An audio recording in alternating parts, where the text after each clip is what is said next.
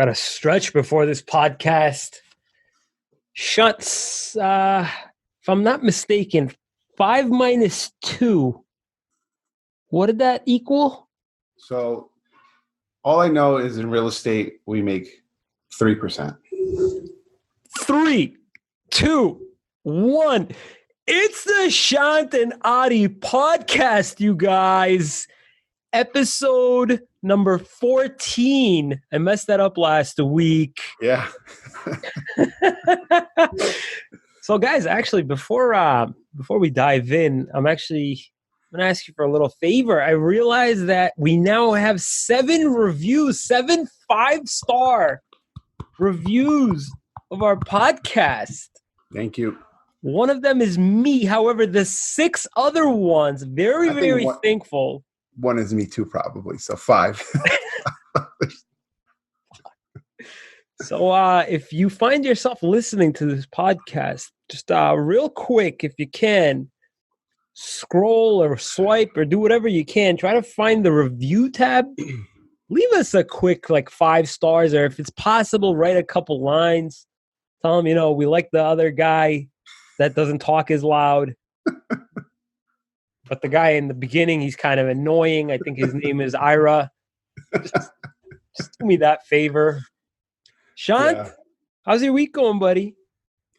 My week's going really good, man. Really good, interesting. So I'm going to talk about something really occurred to me this week. But what we're going to talk about this episode, which is going to be a really, really good episode for everyone listening, because we're going to talk about something that happened to Ari today, something sick. Woo! I'm not going to say what, but something really, really big. Something happened today to Ari, literally a couple of hours ago, I think. And also we're going to talk about a book you're reading, Mr. Nice Guy. Yeah. And I want to know, because you said I'm a nice guy, but you said I'm a piece of shit for it. And I didn't say that don't get upset just yet. I didn't say that just you, but it's possible that all nice guys are psychologically pieces of shit. Okay, so I'm really interested to get more, because I stopped you yesterday. I'm like, okay, don't continue. I want to hear this on the podcast. So this week was good, man. So I realized something. If there's 2 really, really good advantages to wearing a suit, okay? Rocked the suit yesterday, and I learned that there's 2 big, 1 good advantages to wearing a suit, right? So I was like, okay. One is I go to Starbucks all the time. Not all the time, but I go to this specific one, and they're just extra nice to me. I'm usually in gym shorts, basketball gear, right? And they're all in the laundry. So I'm like, you know what? Let me just wear a suit today. Just fuck it, right? Yeah. And I walked in. They're like, hey, sir, how's it going? Like, okay. They never call me sir. And another, they're just like, oh, we apologize. It's a little slow today. I mean, we're slow today. We're so busy. Sorry for the inconvenience. They're like, are you going to be late for a meeting? I'm like, no. I'm like, Tom, it's me. It's Shant. I come in here. Yeah, I come here. I'm in basketball shorts every day, buddy. You know who it is. Yeah. So if you want to be treated nicely, go wear a suit, man, because people treat you really nice. Second thing I realize is, if you really want to know how fat you got, go wear a suit that you've had in the closet, because usually you like putting on a suit, right? You look good, you feel good, you look nice. But what happens is when you gain a little weight, the suit don't feel as nice. And that's true. I got in the car, I'm going to an appointment, put the suit on.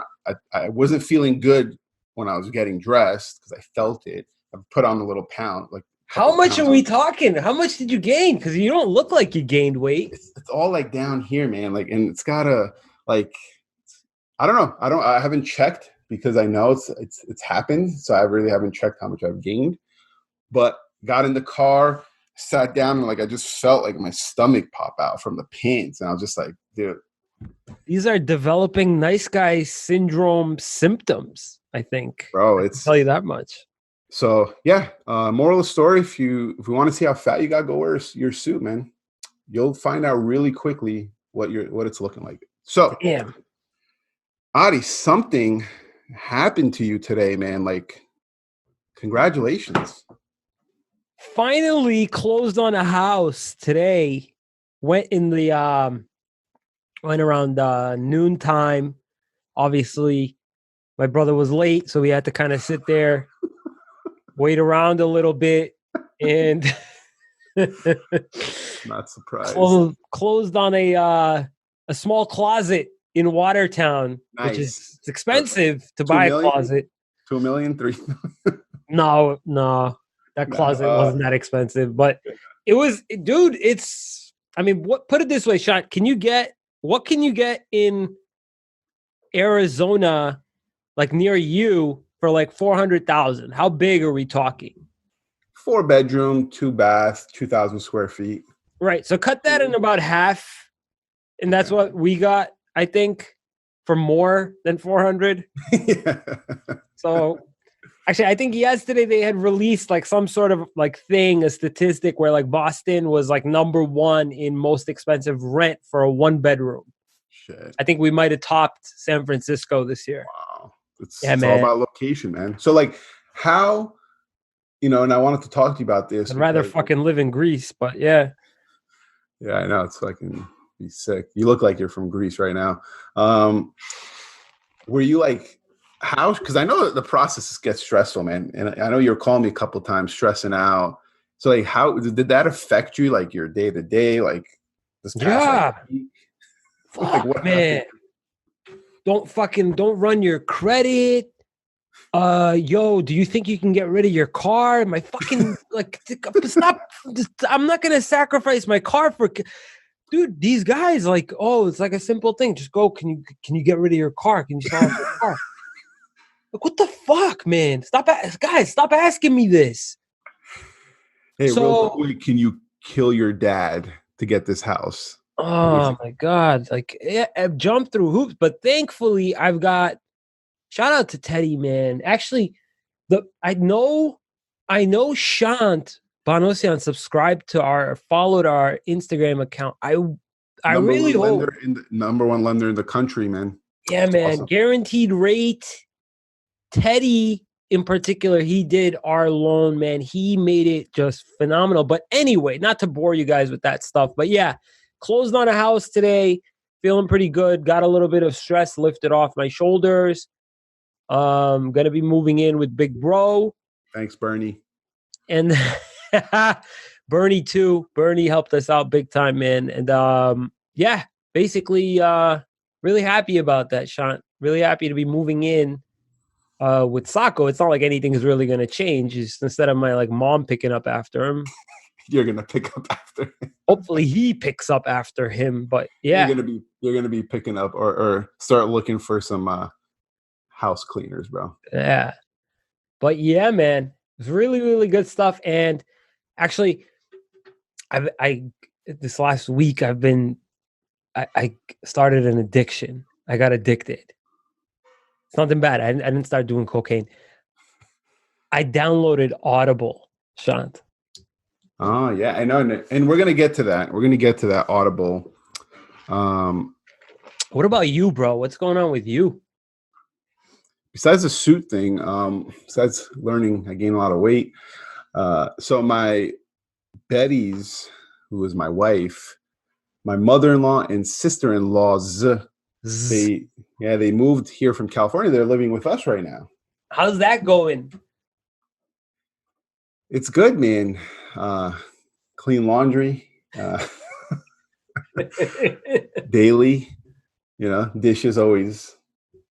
It's not getting yelled at by Betty to do the dishes. So it's been good, man. The sisters, so 2 sisters, 2 younger sisters and her mom, and the younger sisters work from home. The mom's home, obviously. So like I work from home too sometimes. So it's been good, man. How's the Wi-Fi bandwidth? Did it go down? Do you guys have to That's upgrade one your thing internet? we might be fighting on. That's one thing we might be fighting on. The Sensing Wi-Fi. a laggy connection right now. Yeah, so that's an issue. We may fight about that, but no, it's been good, man. Like it's been a little rough, right? Because like I had to go help move, bring the truck.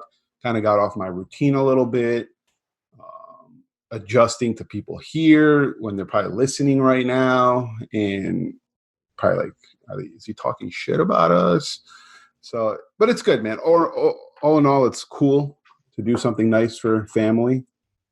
I would not want you and Sako to move in, but I'd want you to tell me to fuck off. I don't want you to help me out and in the back of your mind.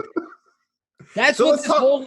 Yeah, let's talk about this book, man. You're reading this book. What's it called? Give a shout out to the book. Maybe they could sponsor us. No More Mr. Nice Guy. Okay, so No More Mr. Nice Guy. You called me yesterday because you texted me like, hey, Sean, are you a nice guy? I said, yeah, I think I am. I'm pretty sure I am. And then you called me, we talked, and you're like, you're a piece of shit.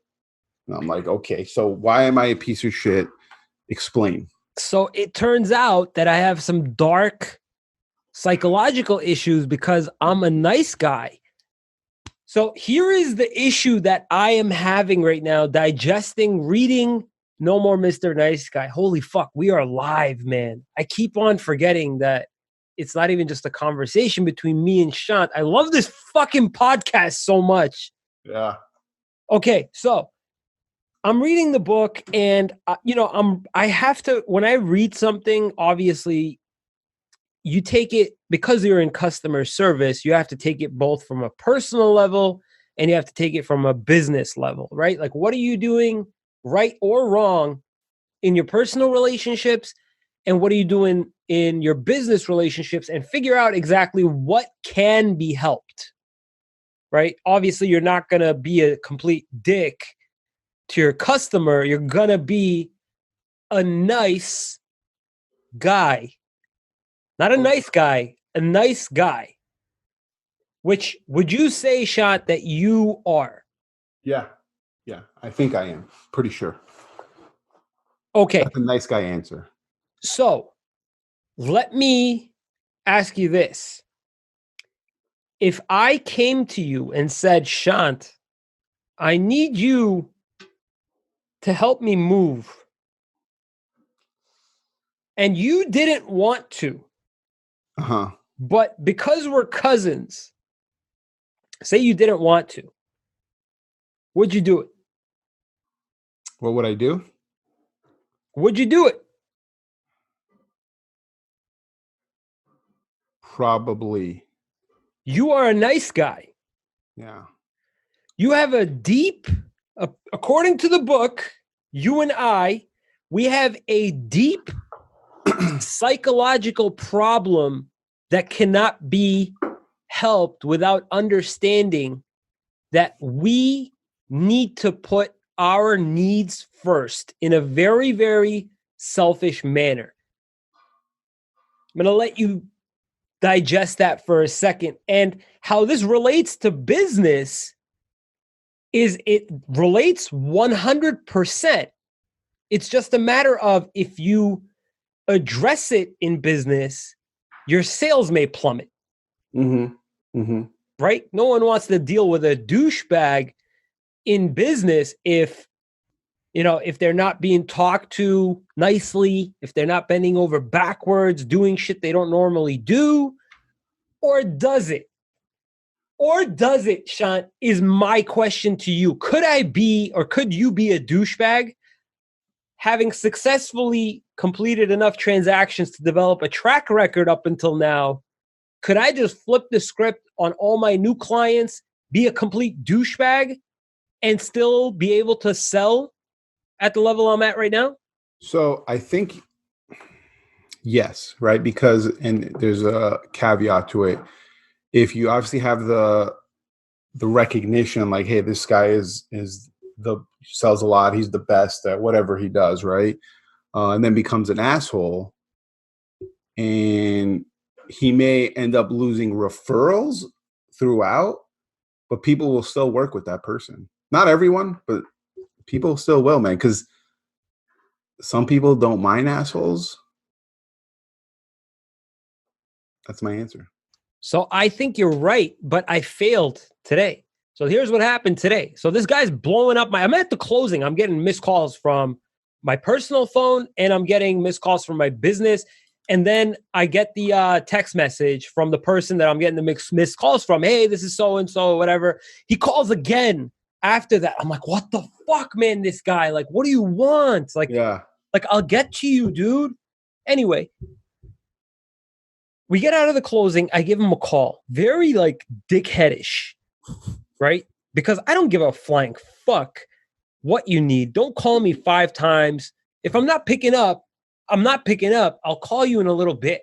Yeah. Like, how do you even get my cell phone number? So, very dickheadish, called him. I'm like, hi, who is this? He goes, hi, this is this and this and this. And I'm like, okay, what are you looking for?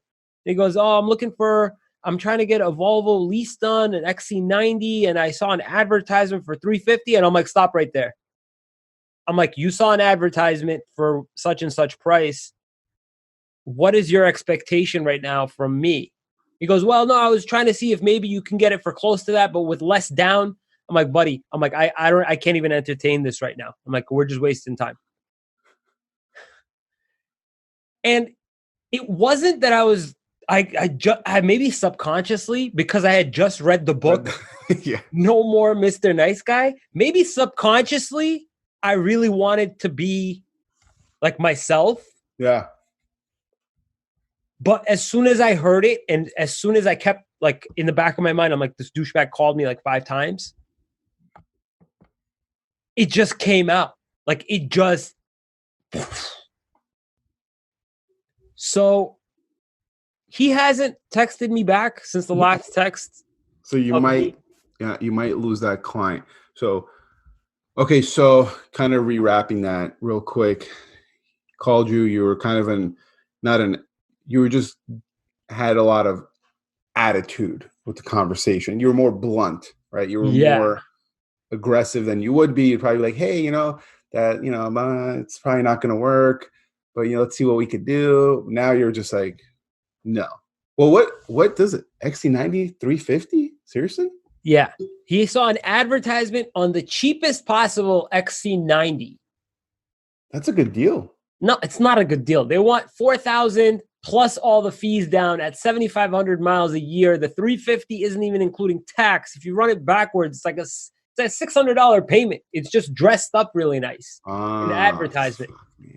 So he's trying to get me too. So, well, he's trying to get to the anyway. Long story short, he was trying to do it without all that, But long story short, man. So apparently, we have a deeply rooted psychological problem of wanting to please people, and it's not just in business.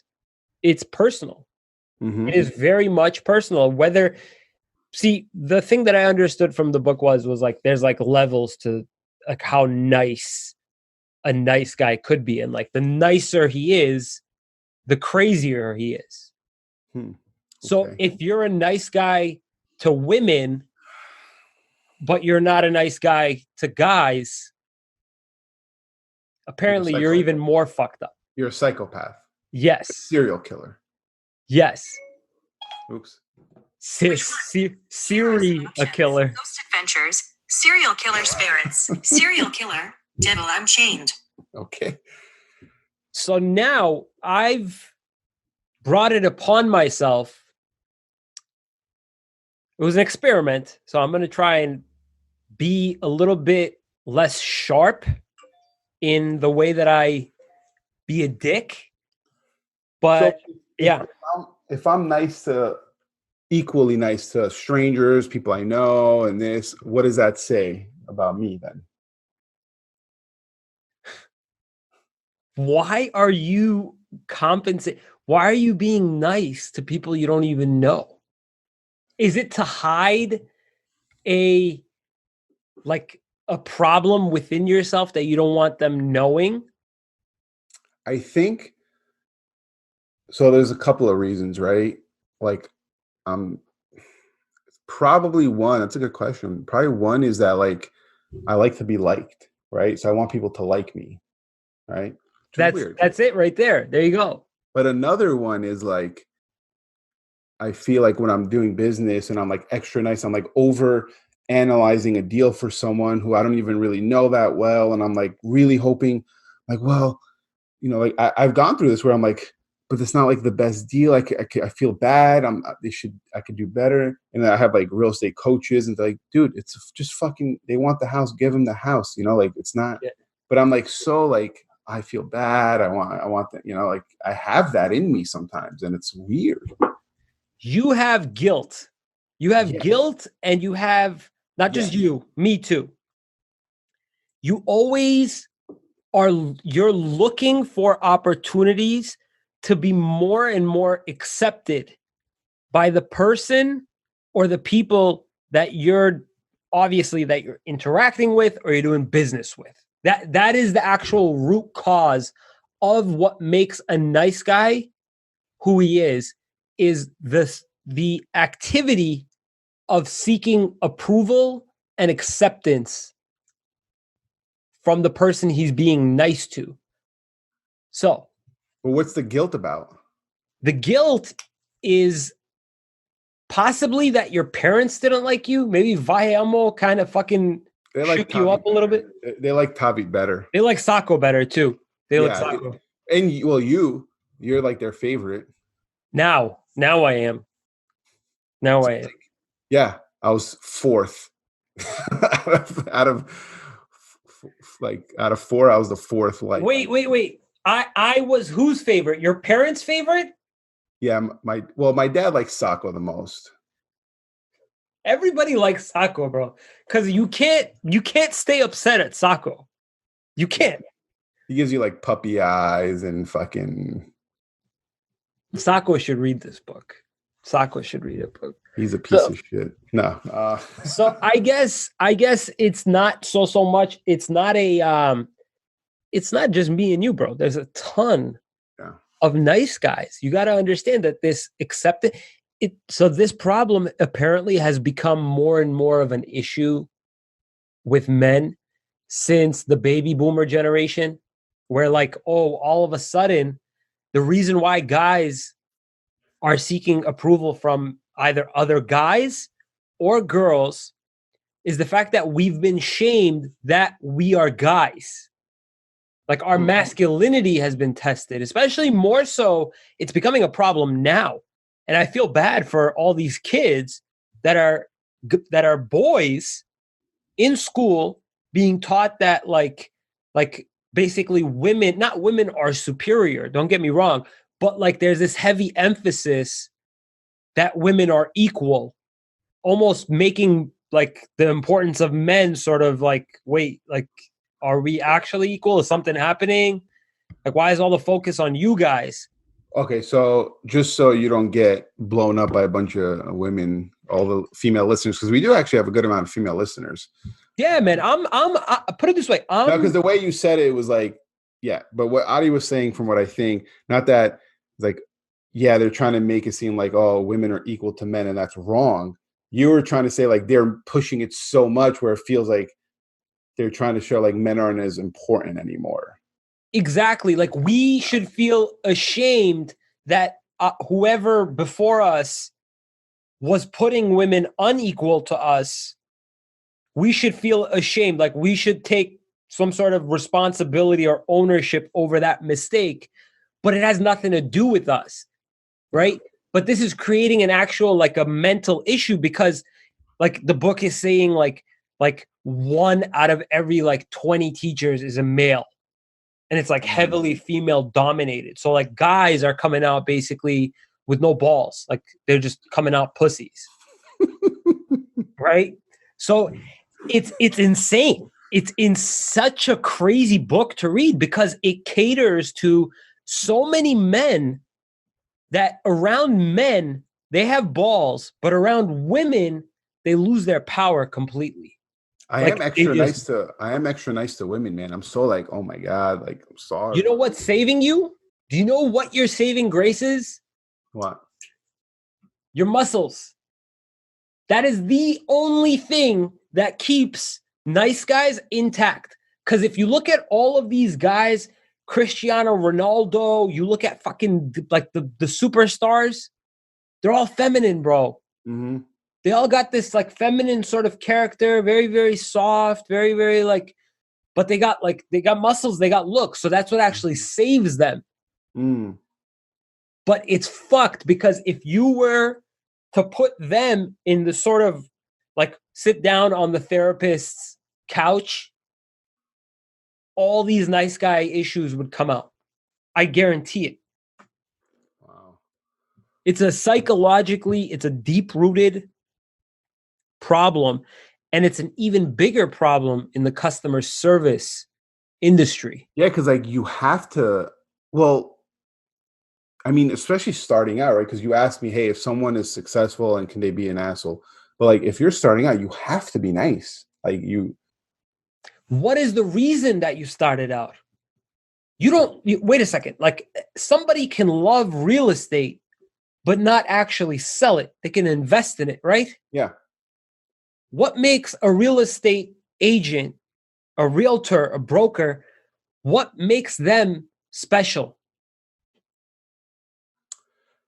What makes them so actually real estate investors, most of them are dicks, but okay, so They're the ones making big bucks too. yeah. So real estate, what makes them special? Communication, customer service, sales.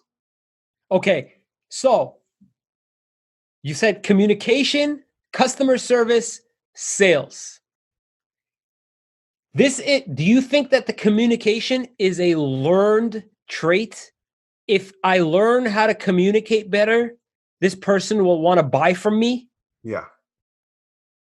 Customer service. If I treat this person like a king, do you think that this is the reason why they'll want to buy from me? Yeah. Sales. If I do and say and fucking whatever I got to do to get this person to buy from me, if I do jumping jacks, if I do hula hoops, this person will buy from me. Do you think that this person will do everything possible to sell? It's fucked.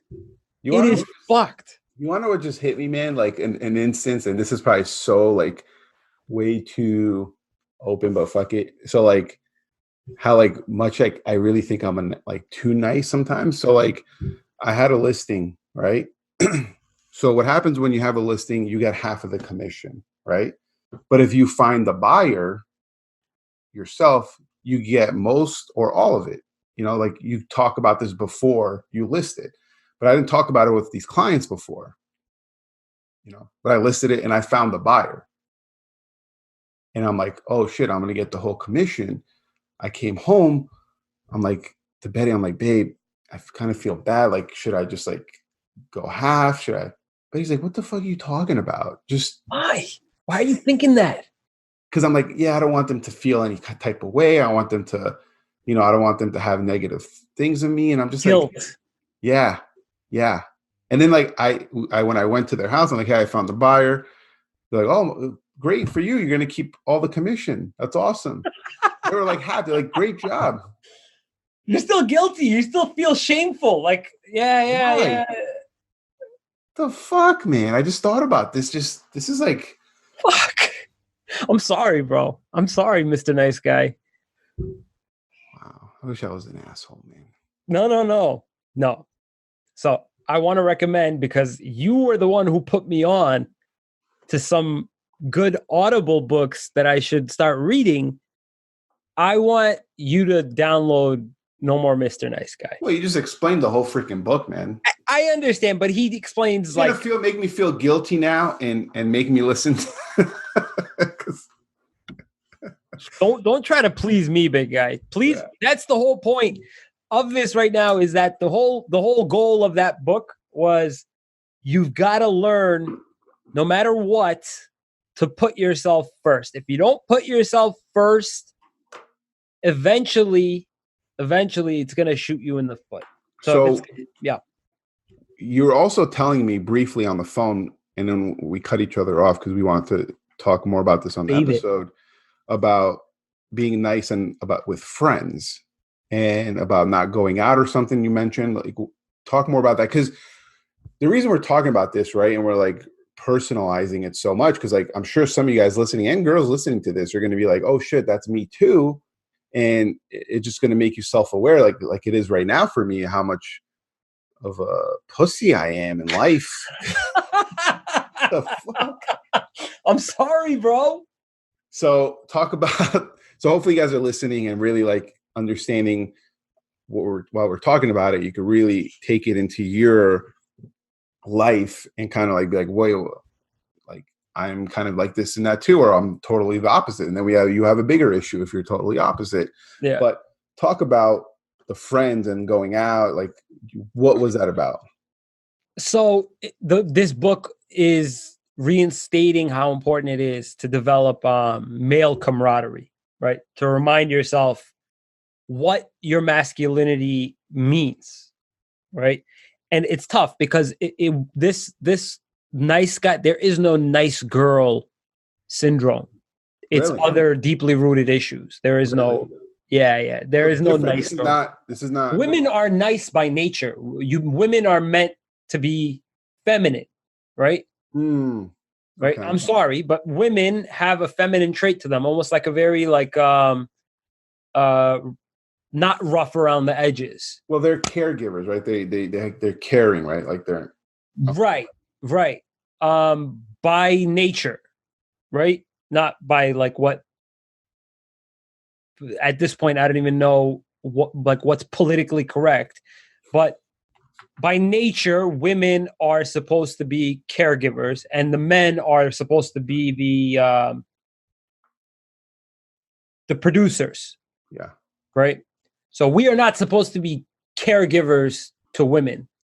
That just makes us pussies.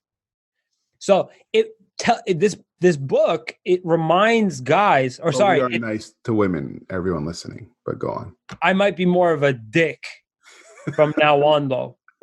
I'll be nice, but I won't be a nice guy anymore. No more Mr. Nice Guy. So what it's telling guys to do is if you stopped hanging out with friends, right? Or you became suddenly so invested in your business because your business gives you the approval. You're always getting the validation, right? That's why some guys are addicted to work, because it's giving them that validation. Why am I addicted to YouTube videos?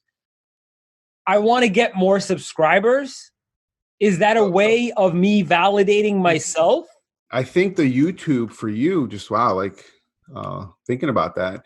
Fuck. How you mentioned it's giving you validation, it's growing. You're going so much harder because you're getting so many likes. Views. And I'm priding myself on making videos that help people. Yeah.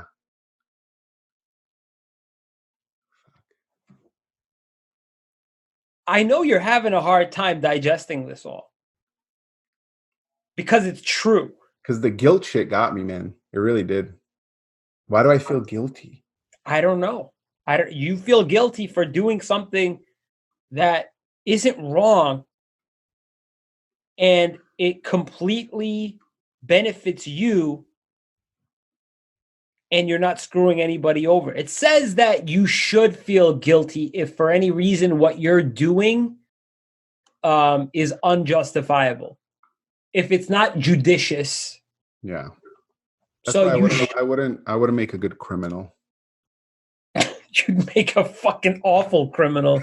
Jesus Christ, man. Stop being guilty. Anyway, so the whole point is the friend stuff, because my friends, even like, I think I was out with them because my friend from New York was in town. He lived here. He moved to New York, came back. He was in town for the weekend, and they're like, oh, Sean, yeah, we're going out, but we know not to invite you. Like, because, they know I'm not coming out. So you're saying I should be going out a little bit more. You should be forcing yourself to go out with the guys. I think that it would be a good reminder of just how masculine you are by going out with the guys. I think that Betty would appreciate a more masculine shot coming in. What the hell are you trying to say, bro? I'm just trying to tell you that right now, shots fired. Okay. Shots fired. You gained some weight. Yeah, it's a shitty week, man. Just Pour it on. Fucking yeah, just let me call Betty in here. Maybe she'll keep fucking. Why do you think I grew out my beard? I'm like scared to call Betty in here because she'll probably co-sign it. Ugh. Trying to be more masculine as I go. I need you to get on board with this, bro. I need you to stop being guilty. Anybody that's listening right now, it doesn't matter if you're a guy or a girl, if you're seeking not the attention, but the approval from other people subconsciously, whether it be by being extra nice or by giving extra care, you are, by definition, a nice guy. So if you don't want to be a nice guy and you just want to be a nice guy, be nice. Stop doing extra shit. Stop feeling extra guilt. More importantly, put yourself first. That doesn't mean take a vacation more times than you should. It's just do whatever it is in the moment that feels like a good thing for you to do. So if you feel like cutting me off mid-sentence because it feels like a good thing to do because this kid won't shut the fuck up and kind of pissed me off tonight, feel free to do it. Don't wait until I stop talking. Then I feel fucking guilty. And while you're ranting, and I'm going to cut you off right now, I'm Googling guilt books because that's what I'm going to do tonight, bro. I'm going to order a fucking Guilt, Shame, and Anxiety. That's the book. Guilt, Shame, and Anxiety by Peter Bregan. Overcoming Negative Emotions. I love you, Shant. I love you. 3.8 stars. Okay, so that's a good kind of explanation what you said. There's really nothing I could add as far as like, because I'm just fucking digesting that I'm a fat piece of shit fucking bitch right now. So, yeah, good night for me tonight. Thanks. Go to the gym, bro. Go pump some iron real quick. Get it out. I'm going to smack Betty tonight. I'm a masculine. Yeah. Just fucking do some manly shit. Grab a basketball. Yeah, go throw it at someone real quick. Piss somebody off at the drive-thru. Do something, bro. You got to let it out. So yeah, I'm not going to hit Betty, everyone. Relax. Actually, no, that's a trait of a nice guy is letting it out in a very, very vicious, really, like emotional outburst. Like you've been holding it in for so long. You know what I mean? Instead, what it's saying is the moment it comes in, address it. Right then, because it's probably all in me. So I should let Betty know, like, hey, fair warning. This leads people to divorce. Fair warning. This leads people to divorce. If you constantly are finding yourself in a position where you have to address something and this person is a complete fuck up all the time, it may lead to a divorce, but it may lead to a happier you. Yeah. Wow. We got deep on this one with the relationship kind of business. That's wow. I don't think you should be reading anymore, bro. I'm sorry. No, fuck that. See, I'm going to get AirPods too because it does the noise cancellation. That way, like your focus. These are locked. Yeah. So yeah, go ahead. Yeah, no, since we're running out of time, right? And ooh, like that. We're running out of time. And I wanted to hit on this quick little topic because you had an Instagram story about Audible because this is your first Audible, congratulations, book that you're listening to, not reading, listening. You're not reading. You're being a dick right now, but I appreciate that you're being honest. Yeah. With your sarcasm. So the whole time when you're saying you're reading, you're just listening to the book. So is there a difference? And that's an interesting thing, real quick. And if you guys are still listening, hit us up. Is Audible, is it cheating when it comes to reading? Like, does that not consider, hey, I read all these books? Is it cheating? What's your vote? Well, unfortunately, because I love Audible and I don't like to read, it is cheating because you are not reading and understanding something. There's a difference to when you have to read something and understand it. It helps you in other stuff of life when you're reading contracts, when you're reading whatever. So, and I hate to say that because I don't like to read books. I like to listen to books. Are you guilty? Yeah. What about you? What's your vote? If I'm taking away the same value of what I'm supposed to be reading, but I'm listening to it, for me, the very essence of the task of reading the book was accomplished by listening to the content that was meant to be comprehended by the author for you to either read, have somebody read it to you, whatever. I think that the very essence of why you got the book, you accomplished that goal, if that makes sense. I think it doesn't really matter. No, that makes sense, and I understand. I just disagree with you nicely. Pussy. Just say I'm wrong, bro.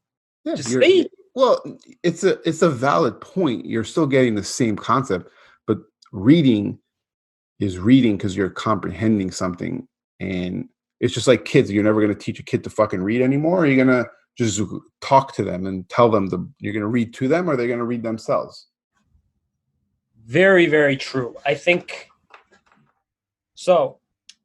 Just my last little bit of advice. It says in the book, if you have trouble at first letting go of your guilt or your ability to express yourself when a problem arises,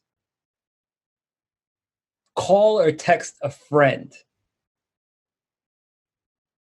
So if you feel like you couldn't tell somebody, and say what? Just like, hey, I'm feeling guilty.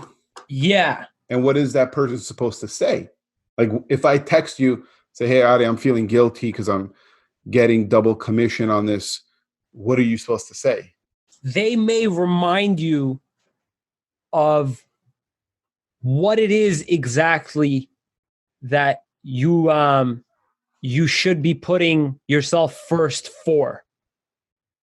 As in, your brain is sort of blocking out all the reasons why you shouldn't be putting yourself first for. They'll put you back in check and explain to you why you need to put yourself first. Okay, because that's an important role for the other person. Like, that's an important. So you have to make sure you got to trust the person. Yeah, you got to you can't text an asshole and they're just yeah, they're busy. They don't even want to fuck. They're being non-nice guys. Yeah, with you and telling you fuck off. Yeah, that's great. So I think maybe we should change this podcast to like a book club. If I can read a book and talk about it. No, that's I think I want to keep my Audible selection to myself from now on, because I think that me telling people I read No More Mr. Nice Guy covers the basis forever. I think. So you're just me being honest. So you're going to be a little bit more blunt now. Yeah. Okay. And I'm going to figure out this guilt thing, man. If anyone has any advice, hit me up, man. Please contact Ari. If you don't know me, I'm his lawyer because he's guilty. Yeah. And he can't. So if you guys, any therapists listening, we might have one. Yeah, I need someone to help. So yeah, next week. Are you done with the book yet or no? Oh yeah. So you're done listening to the book? Yeah. Okay. Not reading, listening. Okay. Next week, listen to the Extreme Ownership by Jocko Willink. That's a great book. And I'm not going to listen to it. You should. And we'll maybe we should talk about that book. That's a fucking good book, man. That's really directs into business. And I think that could be our next week's topic. I'll consider it. I'm being honest. Okay. Well, that's it for me then. Good night, Shant. Good night, guys.